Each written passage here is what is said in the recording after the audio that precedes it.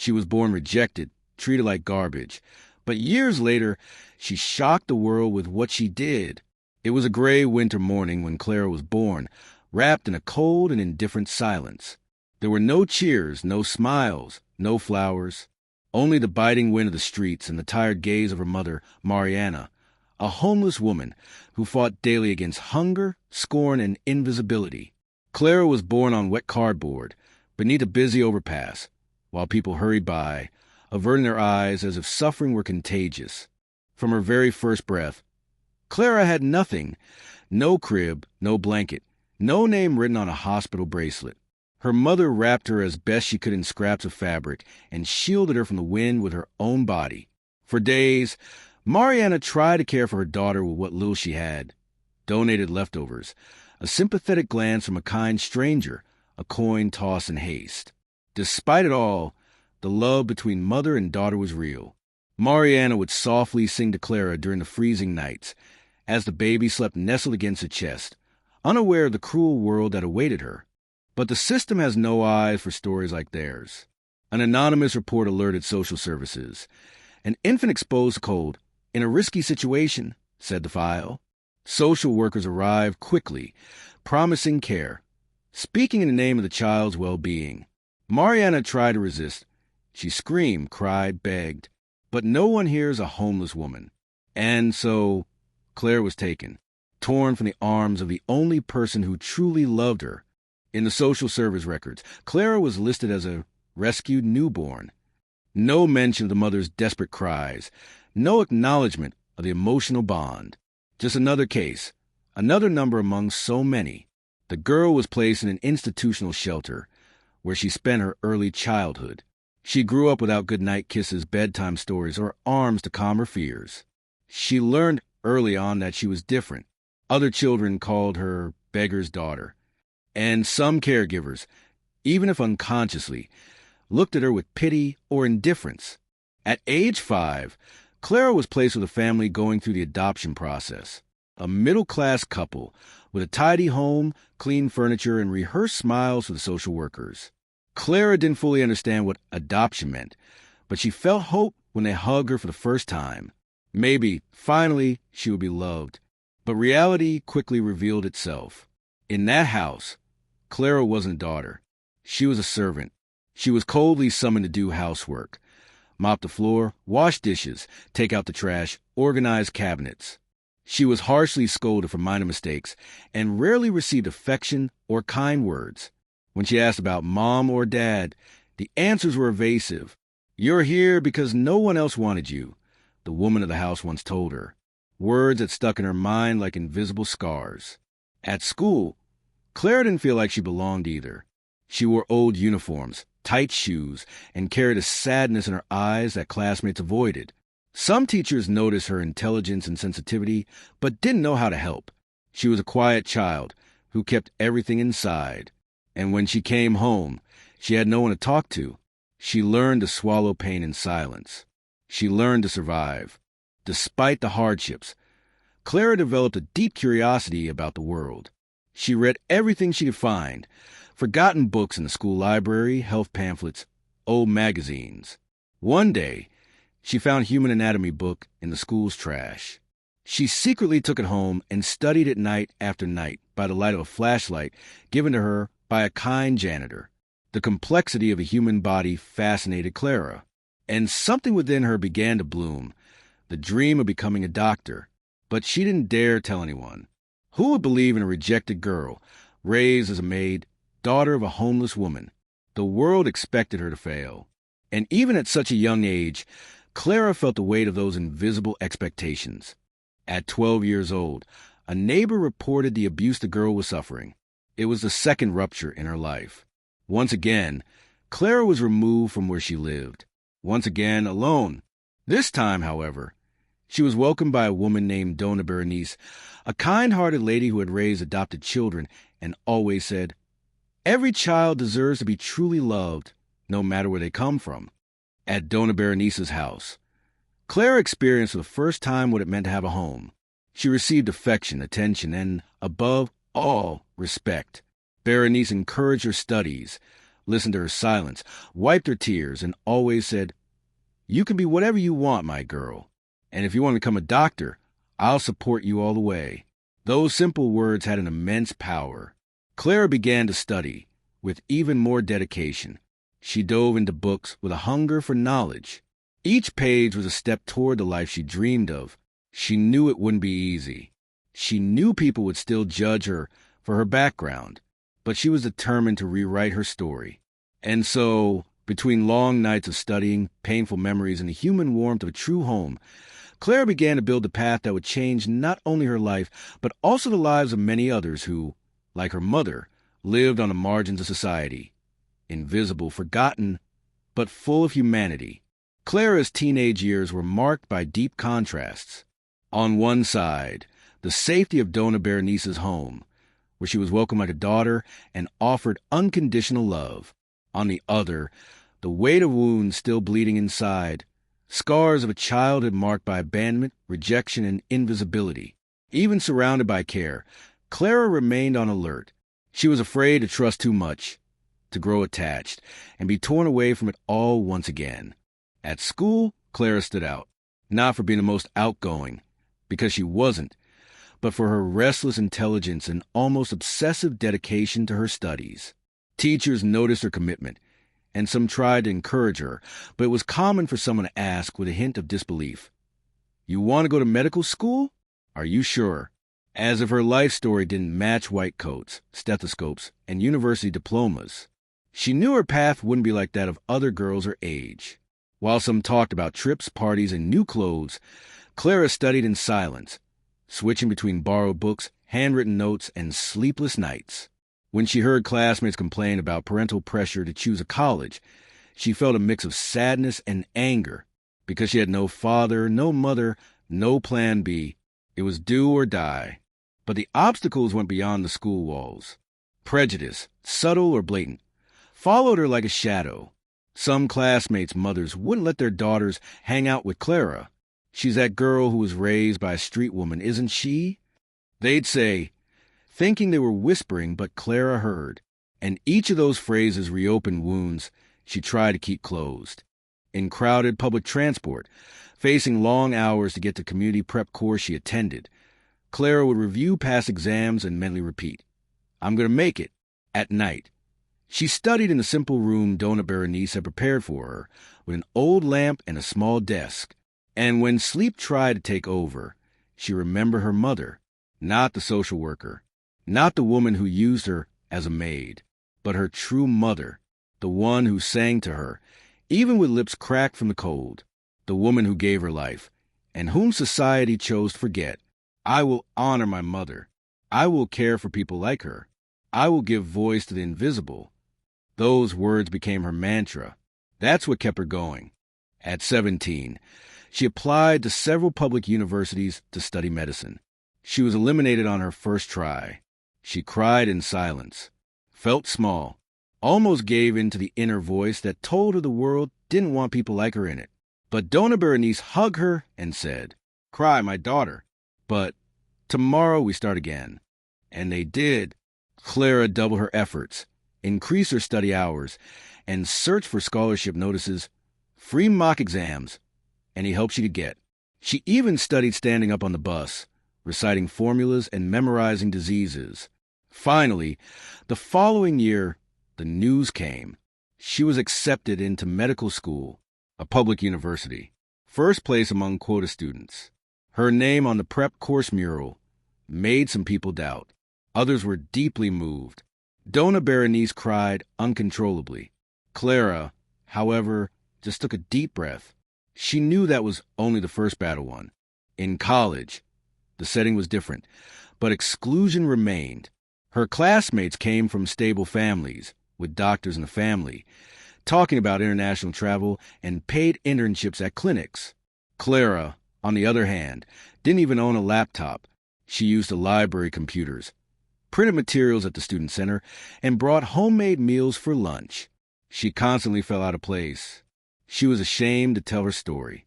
She'd simply say she'd been raised by a kind old lady and avoided mentioning her biological mother, not out of shame of her mother, but fear the prejudice that would follow. When a professor asked for an essay on what led you to choose medicine, Clara froze. She wrote and rewrote it 10 times. In the end, she turned in a neutral version, omitting almost everything.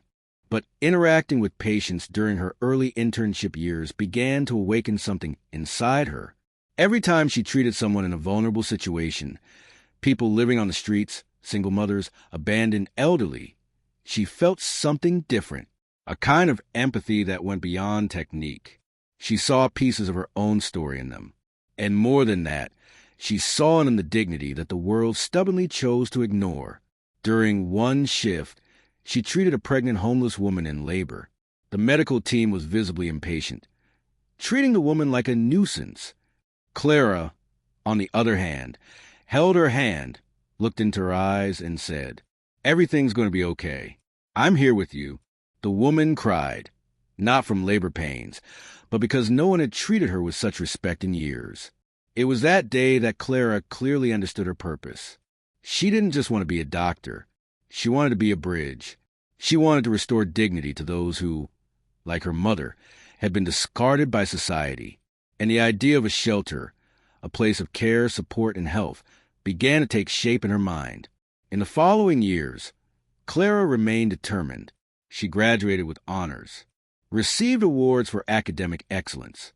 But more important than any recognition was her certainty that she would not let her story be buried in silence. Still young, shortly after graduation, she turned down offers from private clinics and luxury hospitals. She chose instead to work in community health centers, alongside those who needed it most. She saved part of her salary. She watched every cent. And she dreamed. The dream had a name: Casa Reais Root House, a shelter for homeless people, where, in addition to a bed, a shower, and food, they would receive medical and psychological care, and most importantly, be treated with respect. But the real world doesn't easily bend to beautiful dreams. And the obstacles were just beginning. Clara had her degree, a white coat on her back, diploma in hand, but her heart still carried old scars and an urgency to give back to life everything she fought so hard to achieve. While other classmates pursued profitable careers, Clara chose to walk through forgotten alleys and neglected corners. She started as a volunteer doctor in a mobile public health project, providing care for the homeless.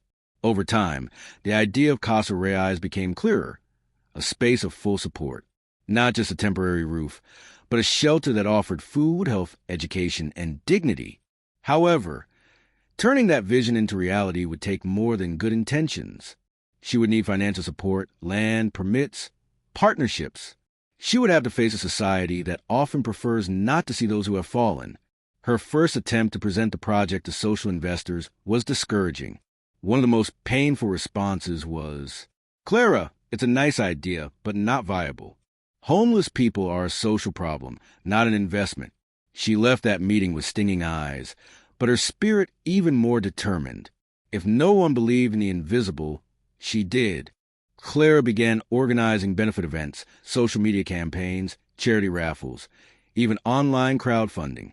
She managed to get a small plot of land donated by a religious congregation that sympathized with her cause. The construction started modestly, with donated bricks and weekend volunteer work. Volunteers came from everywhere: college friends, healthcare colleagues, former patients. Still, there was strong resistance. Neighbors tried to stop the construction, claiming that a homeless shelter would attract dangerous people. Some spread rumors and threatened to sue her. Clara was called naive, even crazy. One neighbor even shouted, "You're bringing bums into our neighborhood? This place will turn into a crack den." Each attack felt like an attempt to extinguish the flame she had kept burning since childhood. But she stood firm, because inside her still lived that rejected girl, that daughter of a woman without a home, without a name, without rights. It was during one of those difficult phases, when she considered putting everything on hold out of exhaustion, that fate had something unexpected in store. On a rainy night, while she was caring for people in a temporary tent at the future Casa Reais site, a group was brought in urgently. One of them was in serious condition: high fever, mental confusion. She was an elderly woman, dirty, extremely thin, with sores all over her body and disheveled hair. Clara rushed to care for her. During the examination, she noticed a woman mumbling disjointed words. "Clara, my girl, forgive me?" Clara's heart stopped for a second. "What did you say?" she asked, leaning in to hear better. "My Clara, they took her from me. The nurse said it was for the best. I saw the social worker take her." The world crumbled beneath Clara's feet. Her hands trembled. Her eyes welled up. She examined the woman's face, beneath the dirt and the wear of time, and recognized it was her mother, the woman who had given birth to her on a sidewalk, the woman who slept on the floor to shield a makeshift crib, the woman who sang tuneless songs while caressing her cheek, the woman who had been taken from her, and who now returned like a whisper from fate. Clara sat beside the stretcher, held her hand, and wept, not from sorrow, but from relief. "It's me, Mom. I'm Clara. I'm here." In the following days, she cared for her personally. She fed her, cleaned her wounds, ensured psychiatric care, and supported her recovery. She discovered that her mother had been living on the streets ever since she'd been convinced that her daughter would be better off without her. She had endured violence, abuse, and illness, but she had never forgotten her. Every day, she spoke to the stars, asking for news of her bright-eyed little girl. That reunion was a turning point. It gave Clara the certainty that Casa Reais wasn't just a charity project. It was about restoring dignity, recovering lost stories, and rebuilding broken bonds. Her mother became the first official resident of the shelter after the initial physical space was built. The case gained attention on social media. The story of the doctor who found her homeless mother went viral. Journalists wanted interviews. Celebrities offered donations. NGOs reached out to help. Casa Reais grew faster than she could have imagined. But with recognition came the final test. A public hearing was scheduled to discuss the official legalization of the shelter. And leading the opposition was a local politician, a man from Clara's past, the very one who had rejected her as a baby in a home where they pretended to adopt her, the same man who had used her as a maid. Now, he was a city councilman, a self-proclaimed defender of family values. And Clara, now an adult, a professional and determined, would have the chance to face him not with hatred, but with truth. The hearing was set for a Friday afternoon. The City Hall chamber was packed. Journalists, activists, neighborhood residents, shelter members, and city representatives. Everyone wanted to hear the debate about the permanent legalization of Casa Reais, which until then had operated under provisional permits. Clara entered with her head held high, wearing a simple yet elegant dress and a small brooch on her chest, the shelter's symbol, a root entwined with a heart. She was nervous, but resolute.